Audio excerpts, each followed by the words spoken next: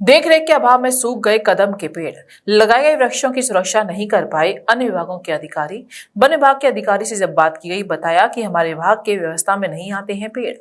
हम आपको बता दें कि जहां एक तरफ मथुरा के जिलाधिकारी लगातार पर्यावरण संवर्धन व वृक्ष लगाने का प्रयास कर रहे हैं, तो वहीं दूसरी तरफ विगत वर्ष तत्कालीन जिलाधिकारी पुलकित खरे के आदेशानुसार 5 अगस्त 2023 को मथुरा वृंदावन मार्ग पर लगाए गए 3,12,000 से ज्यादा कीमत के 400 कदम के पेड़ में बड़ी संख्या में देखरेख के अभाव में खत्म हो गए हैं, जिसकी सुरक्षा के लिए टी गार्ड तक लगाए जाने थे। लेकिन पीडब्ल्यूडी विभाग के अधिकारी कदम के वृक्षों की रखवाली नहीं कर पाए और वर्तमान में धीरे धीरे मथुरा से वृंदावन की भूमि पर अवैध अतिक्रमण भी होते जा रहे हैं। इस संबंध में जब पीडब्ल्यूडी विभाग के एक्सीएन से बात की गई, तो उन्होंने कैमरे के सामने न बोलते हुए वैसे ही बताया कि उनके द्वारा व अन्य संस्थान व मथुरा जिलाधिकारी आदि ने शामिल होकर वृक्ष लगाए थे।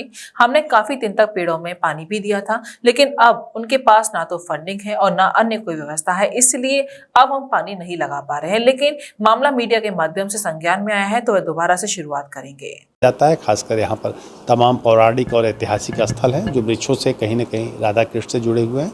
तो उस जो हमारी सांस्कृतिक धरोहर है उसको सुरक्षित रखने के लिए हम लोग बृहद वृक्षारोपण कराएंगे और खासकर यहाँ के जो स्थानीय प्रजाति के वृक्ष हैं। देखिए, ये इसके बारे में जो हम लोग इसमें पेड़ लगाने गए थे, हमें ये आश्वासन दिया गया था कि पूरी परिक्रमा मार्ग में ये कदम भगवान श्री कृष्ण का स्वरूप है और जब वृंदावन की एंट्री कोई करेगा तो उन दर्शन करेगा उन वृक्षों के, और दर्शन करने से उन्हें भगवान कृष्ण के दर्शन होंगे, ऐसा हम लोगों को बताया गया। तो बहुत अच्छा कार्य था, पर ये एक किसी संस्था का द्वारा ये बताया गया कि एक संस्था इन पेड़ों को लगा रही है।